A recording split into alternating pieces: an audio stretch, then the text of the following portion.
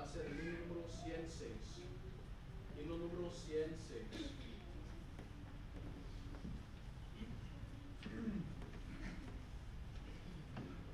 Himno número 106.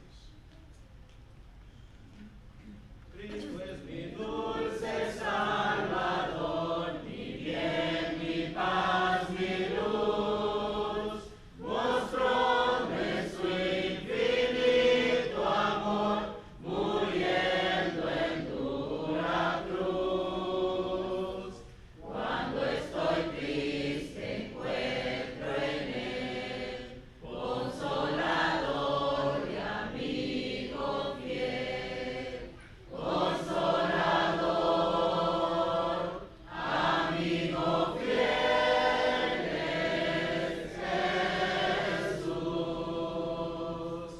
Cristo es mi dulce Salvador, su sangre me compró.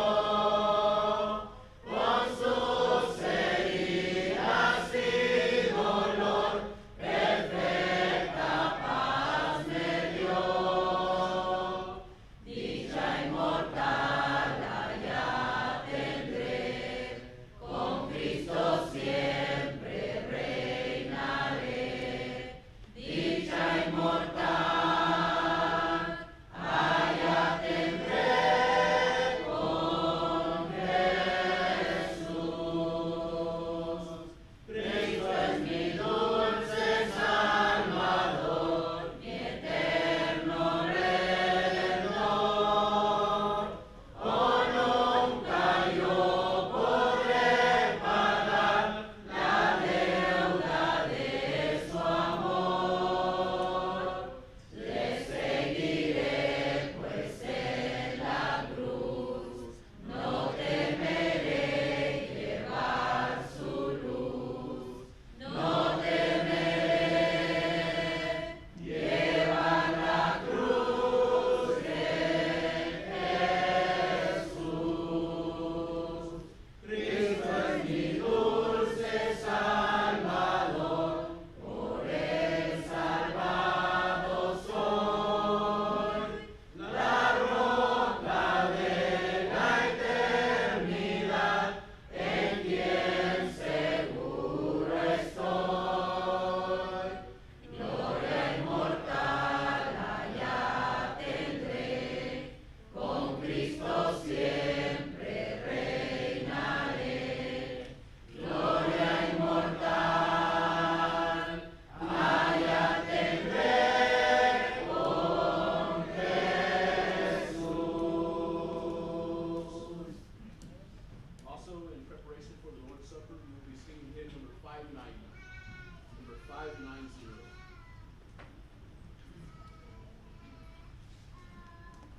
Number 590.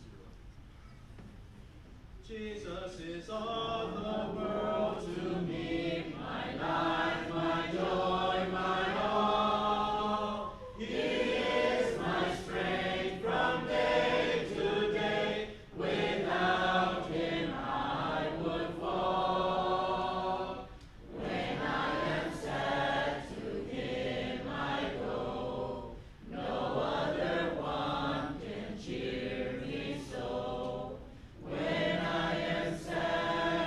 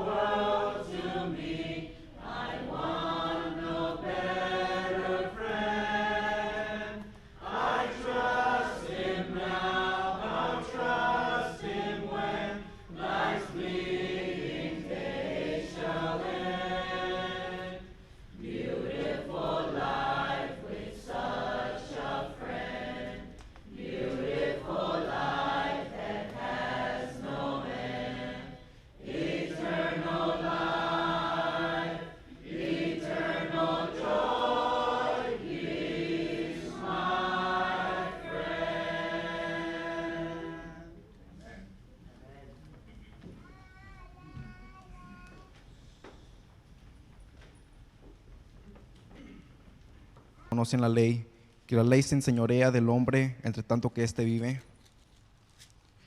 Pues la mujer casada está sujeta por la ley al marido mientras éste vive, pero si el marido muere, ella queda libre de la ley del marido.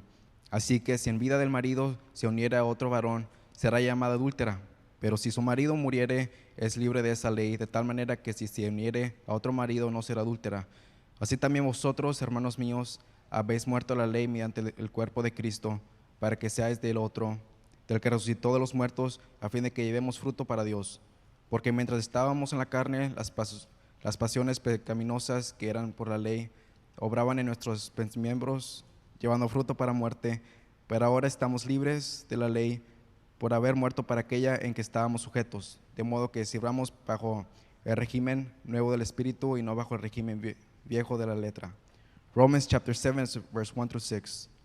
Romans chapter 7, verse 1 through 6. And it says, "Or do you not know, brethren, for I speak to those who know the law, that the law has dominion over a man as long as he lives? For the woman who has a husband is bound by the law to her husband as long as he lives. But if her husband dies, she is released from the law of her husband. So then, if while her husband lives, she marries another man, she will be called an adulteress. For if her husband dies, she is free from the law, so that she is no adulteress, though she has married another man. Therefore, my brethren, you also have become dead to the law through the body of Christ, that you may be married to another, to him who was raised from the dead, that we should bear fruit to God. For when we were in the flesh, the sinful passions which were aroused by the law were at work in our members to bear fruit to death. But now we have been delivered from the law, having died to what we were held by, so that we should serve in the newness of the Spirit, and not in the oldness of the letter." Ahora le dejamos el tiempo a nuestro hermano Alfonso, no hay que tiempo por Alfonso. Que el Señor les bendiga, hermanos. God bless you.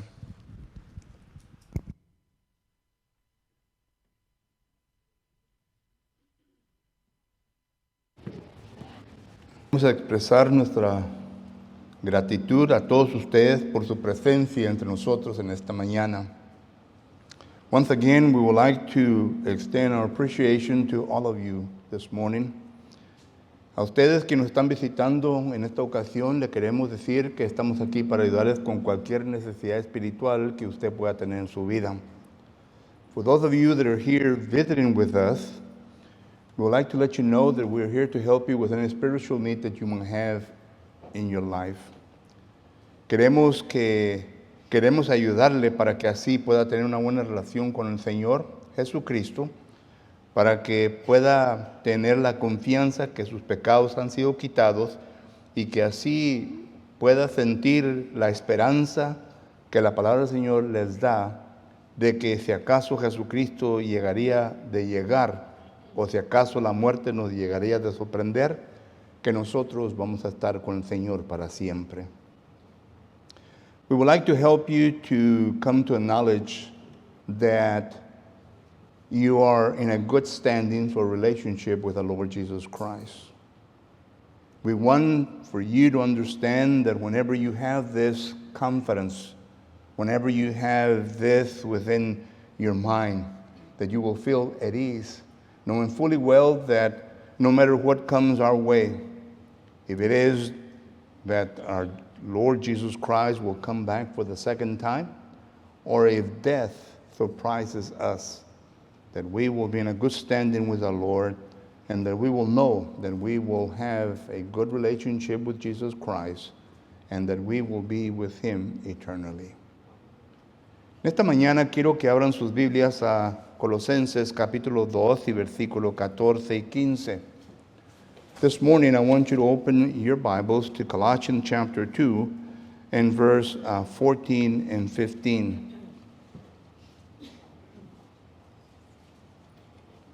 Colosenses capítulo 2 y versículos 14 y 15. Dice la palabra de Dios lo siguiente: anulando el acta de los decretos que había contra nosotros y nos era contraria, quitándolo de en medio y clavándola en la cruz, y despojando a los principados y a las potestades, los exhibió públicamente, triunfando sobre ellos en la cruz. In Colossians chapter 2 and verse 14 and 15, it is the Apostle Paul that writes the following.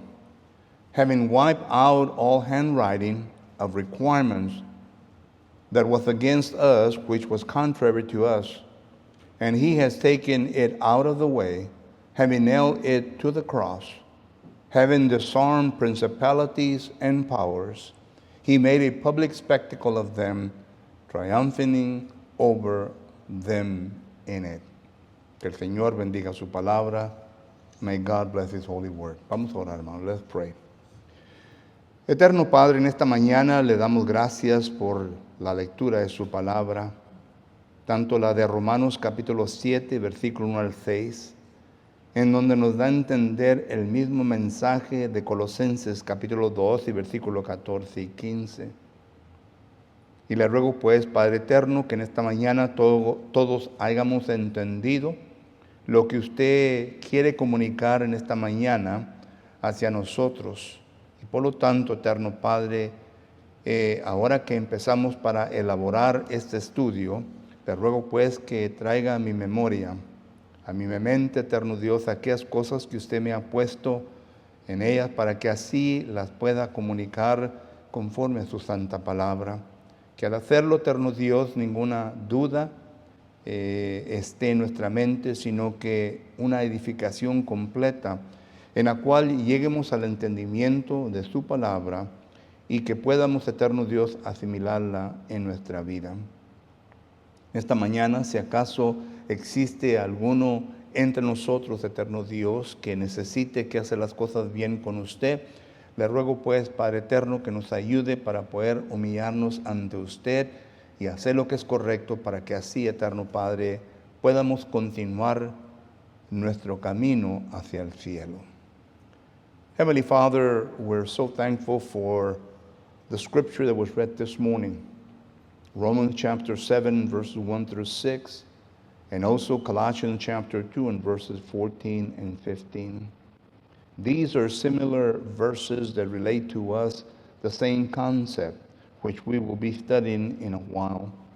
And Father, I ask that you will be with thy servant as I communicate your word, that I may be able to herald your truth in such a manner, Father, that no confusion will rest in our mind, Father, but that we will come to a complete understanding of those things that you would like for us to understand this morning. And in doing so, Father, I ask that you will humble us if for some reason or another we are subject to repentance before thee, Father, that we may do it in such a manner that we may be correct before thy sight and that we will continue with our Christian walk. It is through your Son, Jesus Christ, that we pray all of these things. Por medio de Jesucristo te oramos todo esto. Amén. En esta mañana, hermanos, siendo el primer domingo del mes noviembre, quiero empezar con ustedes un estudio diferente al cual hemos estado estudiando durante el mes de octubre. This morning, being the first Sunday of the month of November, I would like to study with you a different study with you of that which we had been studying on Sunday mornings throughout the month of October. Este mes quiero estudiar con ustedes, como dice el apóstol Pablo en el versículo 15 de Colosenses 2. This month I would like to study with you what Paul states in Colossians chapter 2 and verse 15, donde el apóstol Pablo aquí claramente viene a decir triunfando sobre ellos en la cruz, where the apostle Paul clearly makes reference to where he says, triumphing over them in it. Y la pregunta que quiero contestar mediante los estudios que vamos a elaborar en los domingos por la mañana, and the question that I would like to pose in order to be able to study the studies that we will be seeing throughout the month of November, es la siguiente. ¿Qué es lo que Jesucristo ha triunfado en la cruz? What is it that Jesus Christ has been triumphant in or at the cross? Y primeramente lo vamos con el contexto. And first of all, we go with the context. Primeramente queremos ver que el contexto aquí de la palabra del Señor en Colosenses capítulo 2 y versículos 14 y 15 nos está enseñando concerniente al triunfo sobre la ley mosaica. First of all, we want to follow the context of what we have just read in Colossians chapter 2, which is that Jesus Christ has been triumphant over the law of Moses. Y la razón en por qué esto es importante es porque aún todavía hasta estos días se menciona de que la ley de Moisés tiene vigor sobre la vida cristiana. And the reason why this is important is because up to this date, there's still those that believe that the law of Moses still has ability, or the Christian has to be subject to the law of Moses. Y queremos nosotros contestar la pregunta si acaso esto es cierto o no. We would like to satisfy our minds, ask the question if this is yes or no. En primer lugar, miramos nosotros que el apóstol Pablo aquí le está escribiendo a la iglesia de Colosas. First of all, we notice that Paul is writing to the congregation there in Colossae. En Colosenses capítulo 1 y versículo 2, miramos nosotros que dice la palabra de Dios lo siguiente. En Colosenses capítulo 1,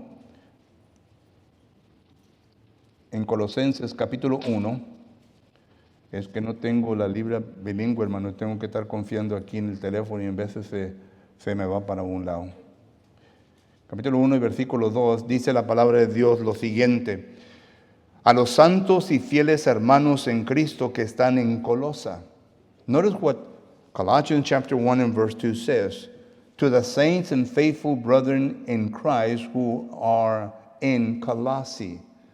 Miramos nosotros que estos hermanos que se estaban reuniendo ahí en la congregación que estaba ubicada en la ciudad de Colosenses, eran personas que estaban teniendo problemas con diferentes filosofías, tradiciones de los hombres, es decir, diferentes enseñanzas conforme a los hombres. Esto lo podemos ver nosotros claramente cuando el apóstol Pablo dice en Colosenses capítulo 2 y versículo 8, mirar que nadie nos engañe por medio de filosofías y huecas sutilezas según las tradiciones de los hombres, conforme a los rudimientos del mundo y no según Cristo. La ciudad que se reunía en la ciudad de Colosenses, miramos nosotros, ¿verdad?, que esta congregación no había tenido el privilegio de estudiar al pie o los pies del apóstol Pablo.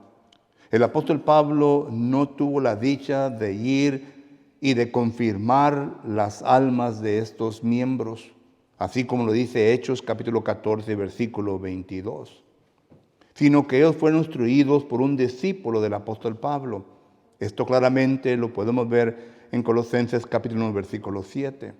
Y miramos nosotros que a consecuencia de esto, quizás el discípulo no muy bien adiestrado, conforme a la palabra de Dios, y por falta de conocimiento profundo concerniente a ciertas cosas que la congregación debería de entender en esos momentos, el discípulo no pudo darle esa satisfacción a la membresía de esta congregación.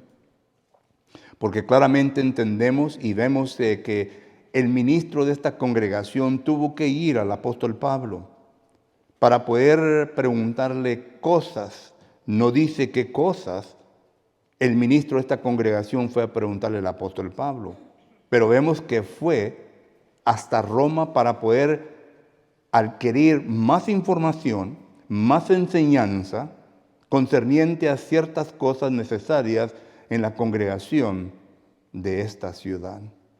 Y miramos nosotros entonces que esta congregación, uno de los puntos débiles de la congregación era de que estaba siendo bombardeada, saturada con diferentes filosofías y tradiciones de los hombres. Por eso es que el apóstol Pablo, cuando escribe a esta congregación, en el capítulo 2, miramos nosotros que el apóstol Pablo describe por lo menos 4 sectas religiosas que el apóstol Pablo le trae a la mente a estos hermanos que tengan cuidado.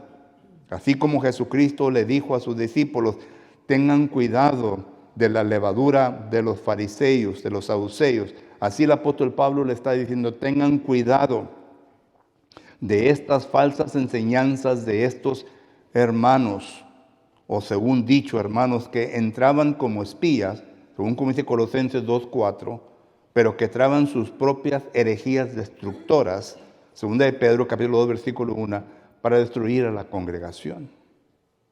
Y miramos nosotros que el apóstol Pablo entonces le está enseñando esto a esta congregación. Y una de las cosas sobresalientes que el apóstol Pablo trata en esta carta era concerniente a la enseñanza de los judaizantes. Los judaizantes fueron personas quienes tenían la confianza, tenían en sí mismo embebida profundamente la enseñanza mosaica que ellos no podían dejar de enseñar. Y esto lo vemos claramente en Hechos capítulo 15 y versículo 1. Problema que el apóstol Pablo y Bernabé tuvieron que ir a Jerusalén para tratar de arreglar. Miramos nosotros que esta enseñanza embebida profundamente en su mente, todavía la enseñaban como cristiano. Y el apóstol Pablo le dice, mirar que nadie nos engañe por medio de filosofías de hombres, huecas sutilezas, según las tradiciones del mundo y no según Cristo. Y Pablo entonces enseña que la ley mosaica ya fue quitada cuando Jesucristo vino a ser crucificado en la cruz. One of the things that we notice here in Colossians chapter 1 and chapter 2 is the fact that the Apostle Paul was never in this city. He never went to Colossae. Therefore, the members of this congregation never had the privilege of studying under the feet of the Apostle Paul. The Apostle Paul was very thorough in teaching the whole counsel of God, according to Acts chapter 20 and verse 27. Whenever the Apostle Paul evangelizes people, he made sure that he confirmed the souls of these people. He made sure that he trained them according to the Word of God. And we notice this because of Acts chapter 14 and verse 21 through 23. Paul was very particular in his work habits and his methods of doing things, to the point that he taught these people that he evangelized thoroughly that they would become elders and deacons of the congregation, that they would become people of knowledge, and that they would be able not only to handle themselves with the Word of God, but that they would be able to teach and preach to other faithful Christians as well, according to what 2 Timothy chapter 2 and verse 2 says. What had happened to this congregation was that a disciple of the Apostle Paul, that we read about in Acts chapter 19 and verse 9 and 10, was the one that started this congregation in this city of Colossae. And therefore, it makes me to believe that this minister, which Colossians chapter 1 and verse 7 talked about, was maybe a person that was not profound in the Word of God. Maybe there was not deep-rooted knowledge of the Word of God to where he could completely satisfy the needs of this congregation. And therefore, there were problems. There were problems brewing within this congregation. The Apostle Paul makes reference to four different religious groups that were attacking the singularity of the church. They were attacking the purity of the church in Colossians chapter 2 and verse 8 and following. And one of the teachings that we read about in the book of Colossae is the teaching of the Judaizers.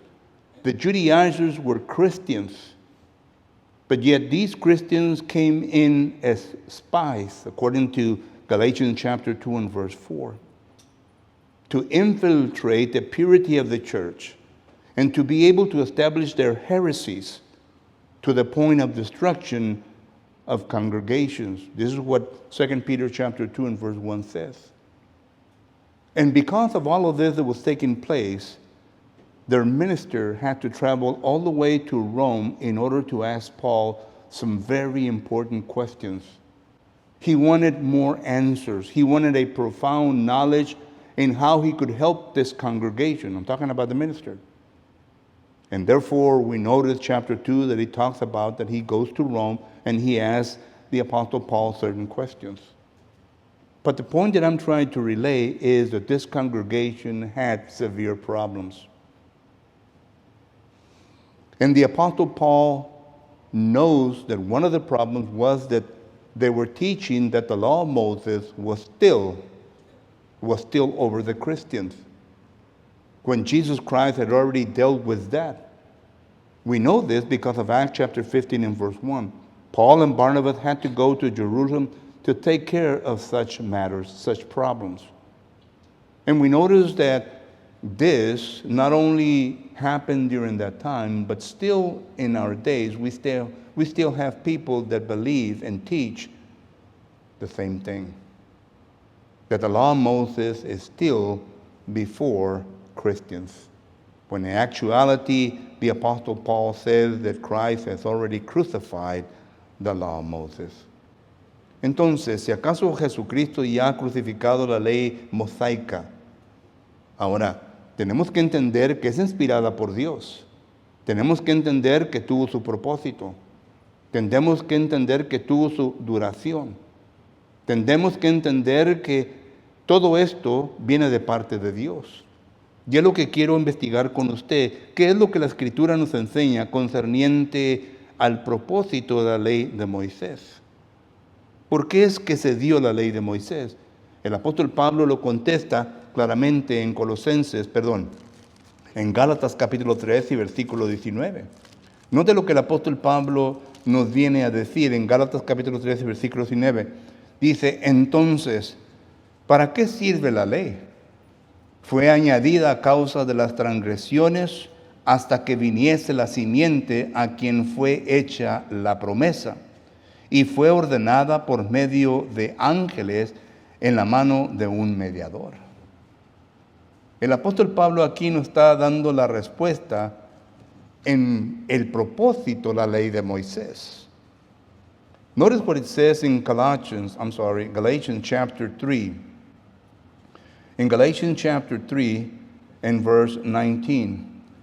Because one of the questions that we need to ask, if the law of Moses is no longer over the Christian, then what purpose did it serve? And the Apostle Paul gives us this answer in Galatians chapter 3 and verse 19. Consider what he says. He says, what purpose then does the law serve? He is making a rhetorical question. And he answers this question by saying, it was added because of the transgressions, till the seed should come to whom the promise was made. And it was appointed through angels by the hand of a mediator. Notice what the Apostle Paul is saying aquí. Note lo que el apóstol Pablo está diciendo aquí. Número uno, está diciendo que el propósito de esta ley fue de que el hombre nuevamente ya estaba comenzando la misma trayectoria que podemos ver nosotros en Génesis capítulo 6 y versículo 5. ¿Recordamos nosotros en por qué Dios destruyó al mundo con agua la primera ocasión? Es que el ser humano ya estaba perdiendo su sentir como someterse a la voluntad de Dios, sino que ellos estaban haciendo lo que bien les parecía. Por eso es que dice la palabra del Señor que al Señor le dolió en ver todo esto. Y para que no llegase el ser humano al mismo punto que al principio, entonces la ley fue añadida. La ley de Moisés fue añadida. ¿Y cuándo se vino a añadir? Bueno, se vino a dar en el monte Sinaí. Cuando el pueblo de Dios viene a salir de la esclavitud de Egipto. Y esto lo puede leer usted en Éxodo capítulo 19, porque ahí en el capítulo 19, versículo 1 al 6, nos da a entender que la ley fue dada a los hijos de Israel, a la casa de Jacob. Ahí fue donde Dios hizo pacto con ellos. El pacto que Dios hizo con ellos fue el pacto que es la ley mosaica. Y vino a ser confirmado por medio de sangre de animales. El escritor de los Hebreos viene a confirmar esto en Hebreos capítulo 8, del 6 al 13, en Hebreos capítulo 9, del 12 en adelante, cuando está hablando el escritor para contrastar la ley de Cristo y la ley mosaica. Pero digo esto para que miremos primeramente el propósito. Y a quién fue dada esta ley fue a los judíos. Y por eso el apóstol Pablo dice en Romanos capítulo 9 y versículo 1 en adelante lo siguiente. En Romanos capítulo 9 y versículo 1 en adelante dice el apóstol Pablo lo siguiente. Dice, verdad digo en Cristo, no miento, y mi conciencia me da testimonio en el Espíritu, que tengo gran tristeza y continuo dolor en mi corazón. ¿Por qué, Pablo?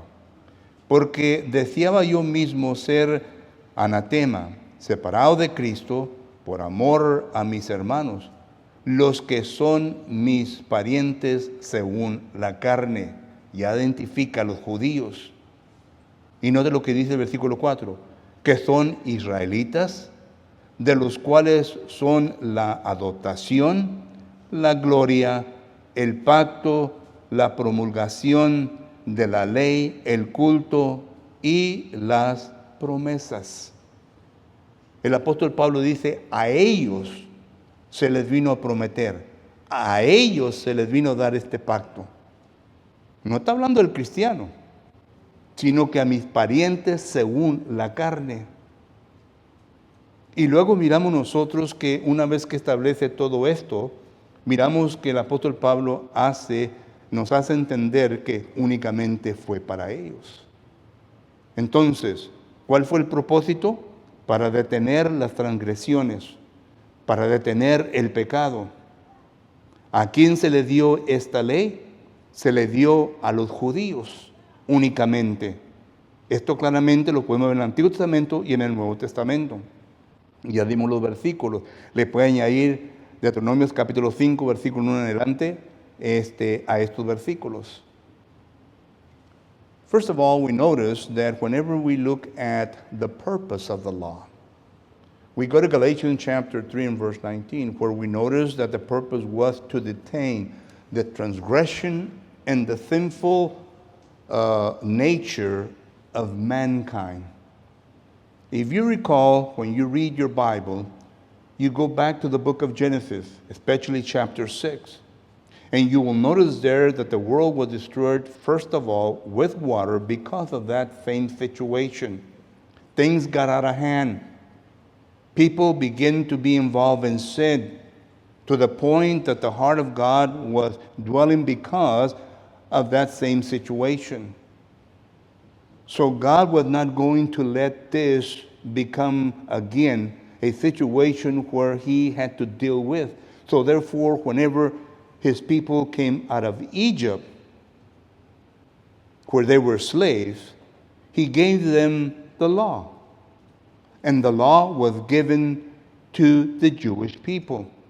When we read Exodus chapter 19, verses 1 through 6, we notice that it says that it was given to the children of Israel. It was given to the house of Jacob. God made a testament with them, and blood was shed because of that testament.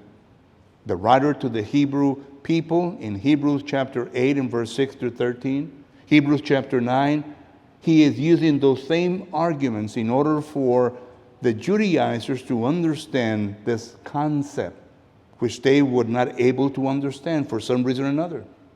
Maybe it had to do with what the scripture says, that their eyes were blind. But nonetheless, we notice that they did not understand this. So there we have the purpose of why God gave the law. There we have who the law was given to. But he talks about a mediator, and the mediator was Moses. That's why it's called the Mosaic Law. It was the law of Moses. But further on, we notice that this law had a termination date, an expired date. Pero primeramente miramos nosotros, ¿verdad? O continuamente miramos nosotros que la ley de Moisés tenía una fecha de terminación. Yo tengo una nieta, ¿verdad? Que cuando va a la casa y abre la hielera, lo primero que mira, ¿verdad? Es que cuando la fecha de terminación. Porque no se come nada que ya esté pasado. Y dice, Papa, this is expired. Y va y lo tira a la basura, ¿verdad? Bueno, así la ley de Moisés. La ley de Moisés también tiene una fecha de terminación.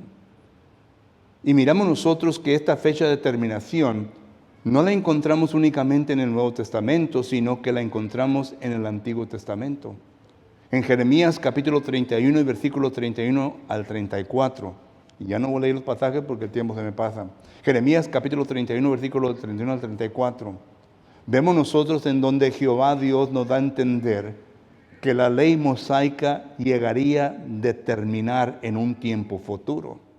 Y claro que la pregunta que le hacemos al texto es, entonces, ¿en qué tiempo en el futuro había de terminar esta ley mosaica? Otra vez el escritor a los Hebreos, en Hebreos capítulo 8, versículo 6 en adelante, nos dice exactamente cuándo se llegaría a terminar esta ley.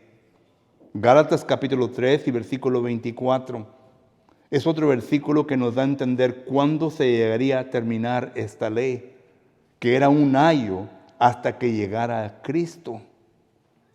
Entonces, cuando Cristo llegó y cuando Cristo ya establece su pacto ahora, no solamente con un grupo particular, sino con todo el mundo, miramos nosotros que ahí mismo es en donde se termina este pacto. Y por eso que Jesucristo, cuando fue a la cruz del Calvario y que estuvo crucificado, en Juan capítulo 9, versículo 30, dice, consumado es. Vuelvo a repetir, ¿qué fue lo que fue consumado? ¿Qué fue lo que se terminó? Pues precisamente el cumplimiento de Jesucristo, la ley mosaica, para poder establecer la suya. Y regresa al texto que leímos esta mañana en Romanos capítulo 7. Aunque muchos ahí lo usamos para el matrimonio, pero realmente el contexto está hablando de la ley mosaica y la ley cristiana. Mientras que la ley mosaica viva y nos venimos a unir a la ley de Cristo, somos unos adúlteros espirituales. Pero si acaso muere la ley mosaica y nos unimos a la ley de Cristo, entonces no nos encontramos en un adulterio espiritual. Esto quiere decir que la ley mosaica ha muerto y nos ha dado lugar al ser humano para poder unirnos a la ley de Cristo. Y esto es lo que Cristo vino a hacer, poner a muerte, terminar la ley mosaica. ¿Recuerdan cuando Jesucristo en Mateo capítulo 5, versículo 17 dice, no he venido para abrogar la ley, no he venido para quitar la ley, sino que para cumplirla? Jesús vino a cumplir todo lo que la ley decía de Él. Él es la simiente. Él es el que se le dio la promesa. Él es el cual debería de establecer el pacto de Dios. Y por lo tanto, lo vemos que esto es lo que Jesucristo, cuando dice consumado es. Desde la era cristiana, cuando Cristo muere y resucita y va y se sienta a la diestra del Padre, la ley de Cristo se establece. Ya de ese momento en adelante ya miramos que los apóstoles comienzan a hablar sobre las palabras de Cristo. Es la misma cosa, las palabras de Cristo. Cristo mismo le dice a sus apóstoles, enseñar a todos las cosas que os he enseñado. Mateo capítulo 28, versículo 20. Y esto fue precisamente lo que Jesucristo, o más bien los apóstoles, vinieron a enseñar. En Hechos capítulo 2 y versículo 42, dice que la iglesia cuando se estableció, no perseveraba en la ley mosaica, dice que perseveraba en la doctrina de los apóstoles. La doctrina de los apóstoles es la ley de Cristo. Y esta ley es una ley perfecta, Santiago capítulo 1, versículo 25. Una ley la cual habrá de juzgar a nosotros, Santiago capítulo 2, versículo 12. Y es lo mismo que Jesucristo dice. Dice que sus palabras, es decir, el pacto, lo que Él ha comunicado, estas palabras son las que nos van a juzgar en el día postrero. Juan capítulo 12, versículo 48 en adelante. Por lo que entonces miramos nosotros que esta ley fue reemplazada por la ley de Cristo. And once again, whenever we go back to the scriptures, we have already seen the purpose of it. We have already seen who it was given to. We already seen the mediator, which was Moses. But you need to understand that this law had a termination date. And it was when Jesus Christ fulfilled everything according to the Old Testament.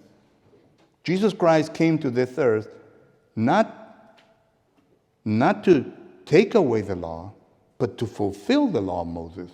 He said that in Matthew chapter 5 and verse 17.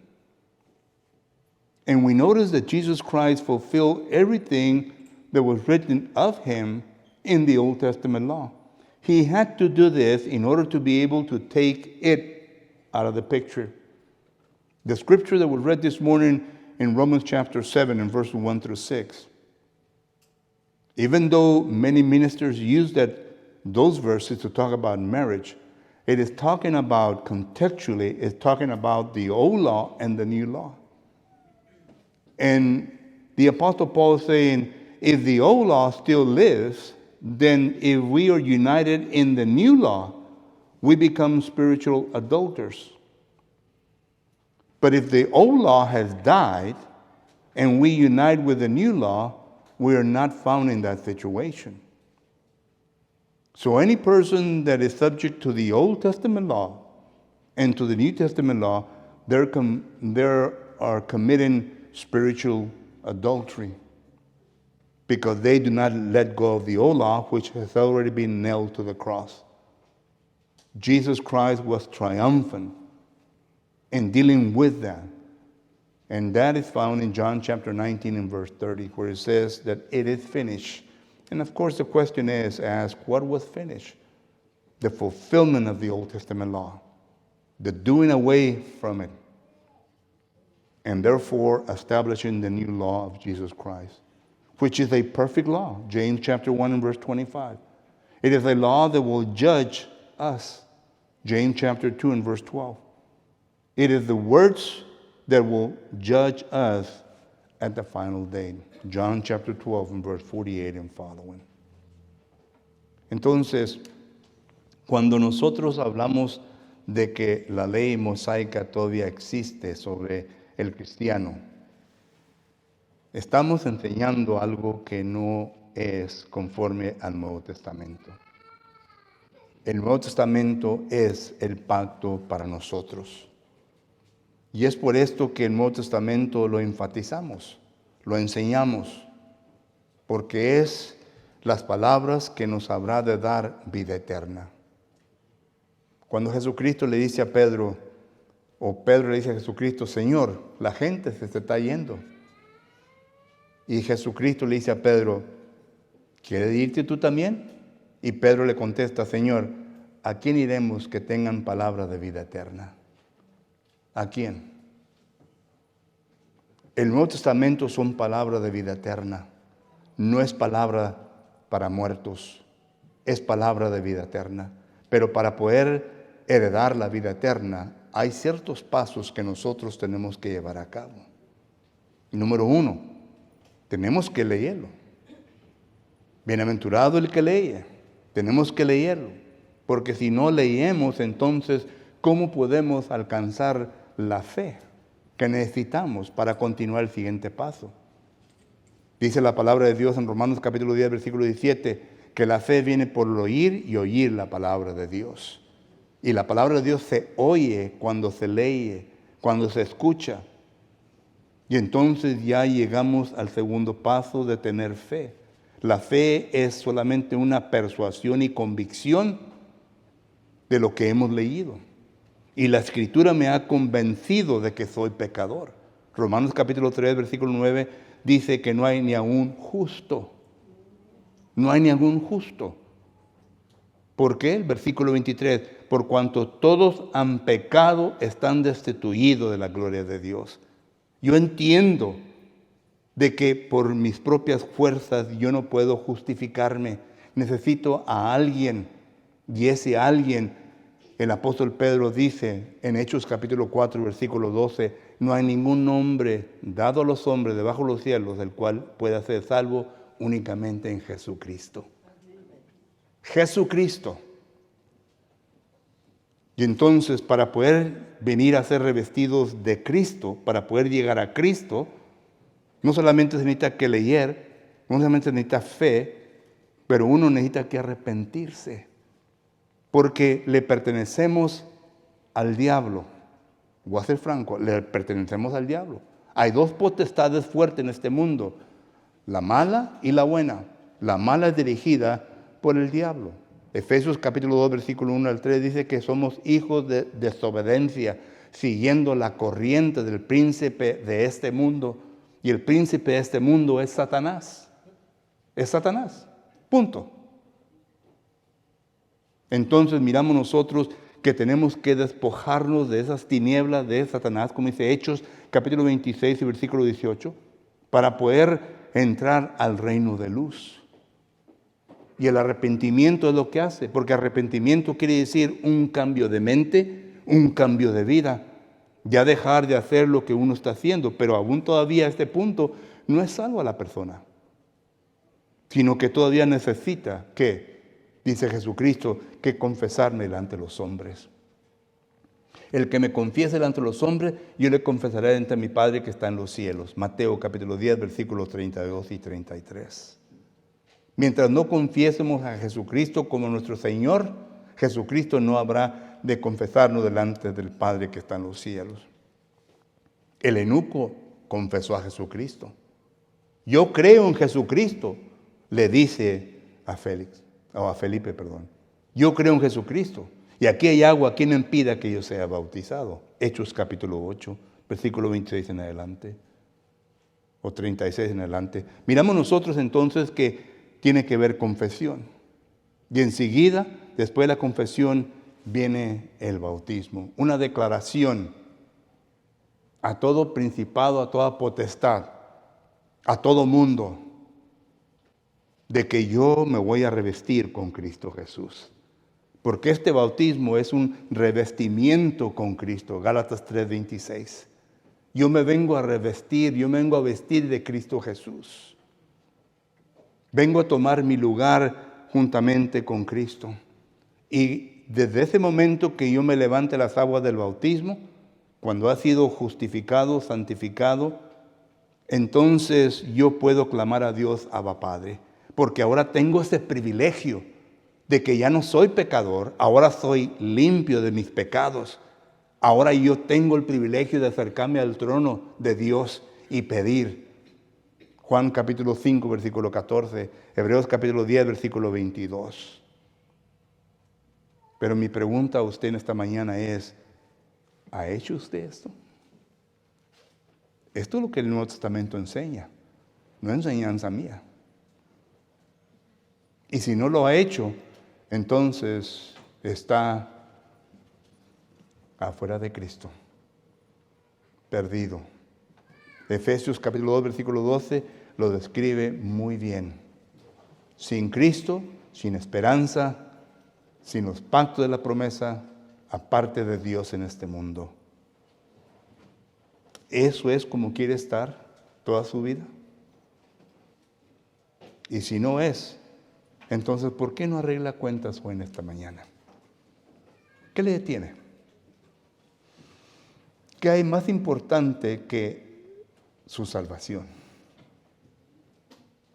Pablo dice en 2 Corintios 6, hoy es el día de salvación. Hoy, no mañana. Hoy es el día de salvación. Y le invito para que venga y aproveche esta oportunidad. Mientras nos ponemos de pie, entonamos un canto de invitación.